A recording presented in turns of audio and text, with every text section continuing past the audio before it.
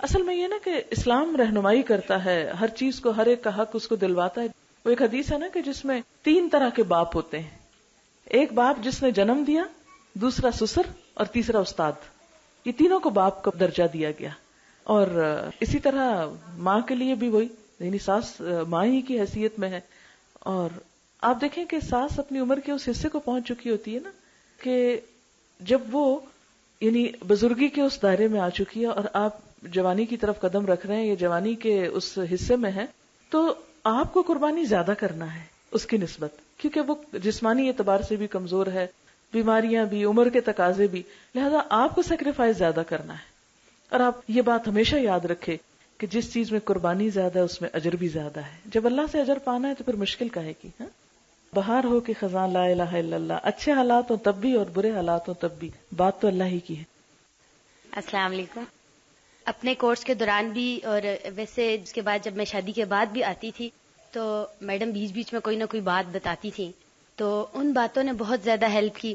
اس کے علاوہ یہ تھا کہ مثال کے طور پر آپ جتنے لوگ قرآن پڑھ چکے ہیں، اب جب آپ میں سے جس کی بھی شادی ہوگی تو یہ صرف کسی عام لڑکی کی شادی نہیں ہوگی، بلکہ یہ ایک قرآن پڑھ کر اور اللہ تعالیٰ کی کتاب سے گزری ہوئی ایک لڑکی کی شادی ہوگی. تو ایک عام لڑکی میں اور ایک قرآن پڑھ کر جس لڑکی کی شادی ہو، اس کے طرز عمل میں اور بیہیویئر میں فرق ہونا چاہیے. کشمیر میری شادی ہوئی تھی، میرے ان لاز وہاں تھے، اور مجھے یہ یاد ہے کہ جب میں شادی کے بعد پہلی دفعہ وہاں سے واپس آئی اپنے ہسبینڈ کے ساتھ اپنے امی ابو کے گھر، تو میرے والد نے مجھے اور ضیاء کو دونوں کو بٹھا کے جو کہا کہ میں تم دونوں سے کوئی بات کرنا چاہتا ہوں. تو جب ہم بیٹھے تو انہوں نے پہلے میرے سے شروع کیا.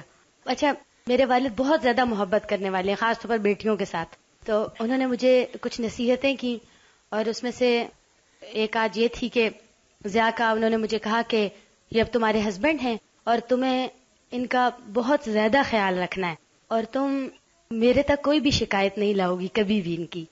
اور پھر انہوں نے ضیاء سے بات کی اور ان کو انہوں نے یہ کہا تھا کہ میں نے تمہیں بیٹا بنایا ہے. اور یہ کہ حدیث مجھے پوری پتہ نہیں صحیح یاد ہے کہ نہیں، لیکن انہوں نے یہ حدیث انہیں کوٹ کی تھی کہ عورت جو ہے وہ ٹیڑھی پسلی سے پیدا کی گئی ہے، اور اگر تم اسے سیدھا کرنے کی کوشش کرو گے تو یہ ٹوٹ جائے گی. تو اس لیے مجھے کہا تھا کہ میں اپنے جذبات پر کنٹرول رکھوں، اور انہیں یہ کہا تھا کہ وہ میرے ساتھ درگزر کا معاملہ رکھیں. اور الحمدللہ انہوں نے بھی ابو کی اس بات کو یاد رکھا اور میں نے بھی. اور پھر یہ کہ جب دو لوگ ایک جگہ رہتے ہیں تو یہ نہیں ہوتا کہ کوئی بات اختلافی نہ ہو، ہوتی ضرور ہے. کئی چیزوں میں آپ کی اور ان کی رائے میں فرق ہو سکتا ہے، لیکن ہمیشہ یہ ہوا اگر کبھی اس طرح کا معاملہ پیش آیا تو میں نے، اگر ان کی بات ٹھیک تھی یا وہ اپنی بات پہ اسٹریس کرتے تھے تو میں کہتی تھی آپ مجھے بتائیں آپ یہ بات کیوں کہتے ہیں. تو اگر وہ مجھے کنونس کر لیتے تھے تو میں نے کبھی بھی نہیں کیا آگے سے، ہمیشہ مان لی بات کہ ہاں یہ بات ٹھیک کی ہے بالکل. اور اگر میری کبھی کوئی بات ہوئی ہے اور میں نے انہیں آرام سے بہت محبت کے ساتھ بتایا کہ میں اس وجہ سے یہ بات کہتی ہوں، تو انہوں نے بھی کبھی نہیں کیا، ہمیشہ مانی ہے بات. تو آپس میں ڈسکس کرنے سے بھی بہت سے مسائل حل ہوتے ہیں. یہ جو آخری بات اس نے کی بڑے کام کی ہے کہ آپس میں ڈسکس کرنے سے بہت سے مسائل جو ہیں وہ حل ہو جاتے ہیں. عموماً یہ ہوتا ہے کہ اگر شوہر کو بیوی کی کوئی بات ناگوار گزرے تو شوہر موڈ آف کر جاتا ہے اور پھر وہ بولنا نہیں چاہتا. اس کا دل ہوتا ہے کہ چونکہ اس کی وجہ سے موڈ آف ہو تو یہ مجھے منائے. بیوی یہ کہتی کہ میری انا کا مسئلہ ہے، میں کیوں مناؤں.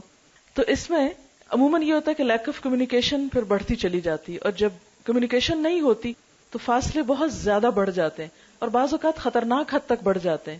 تو اس میں بھی یہ ہے کہ اگرچہ غلطی دوسرے فرد کی ہو لیکن آگے بڑھ کر منانے میں کبھی بھی دیر نہ کریں، اور کبھی اسے اپنی انا کا مسئلہ نہ بنائیں، اور کبھی انا بہت آڑے آئے بھی تو سوچیں میں تو اللہ کے لیے کر رہی ہوں، اور جب اللہ سے جزا لینی ہے تو پھر کوئی بھی چیز مشکل نہیں رہتی اس میں. اور دوسری بات یہ کہ بعض باتیں جو آپ کہنا چاہیں اپنے شوہر سے اور زبان سے نہ کہہ پائیں تو قلم کا سہارا لیں. قلم کا سہارا بہت مفید سہارا ہے، اور اس میں بعض اوقات زبان سے آپ بہت سی چیزیں، مثلا تعریف کے کلمات آپ کہنا چاہیں تو شوہر کا ہاں اب تم خوشامد مت کرو میری، تو ہو سکتا ہے آپ ڈسکریج ہو جائیں اور آگے نہ بڑھ سکیں. اور بعض اوقات یہ ہے کہ آپ کو معلوم ہے کہ جھوٹ بولنے کی کہیں بھی اجازت نہیں ہے، لیکن شوہر اور بیوی کے تعلقات میں جھوٹ تو نہیں، لیکن یہ کہ اگر دل میں نہیں بھی کوئی خاص جذبات تو تلخ گھونٹ پی کر جذبات کا اظہار کریں، اور آپ دیکھیں گے کہ وہ آپ کے حق میں بہت مفید ثابت ہوں گی. تو یہ نسخہ جو ہے یہ زندگی میں آپ کو بہت فائدہ دے گا کہ دوسرے کی جو خوبیاں ہیں اس میں آپ دیکھیں کہ شوہر ہو یا بیوی، دونوں کے اندر کچھ نہ کچھ خوبیاں ضرور ہوتی ہیں. عموماً جب ہم کسی کے بارے میں غصے میں آتے ہیں نا، اس کی ساری خوبیوں کو بند کر کے رکھ دیتے ہیں اور صرف خامیاں اس کی نظر آتی.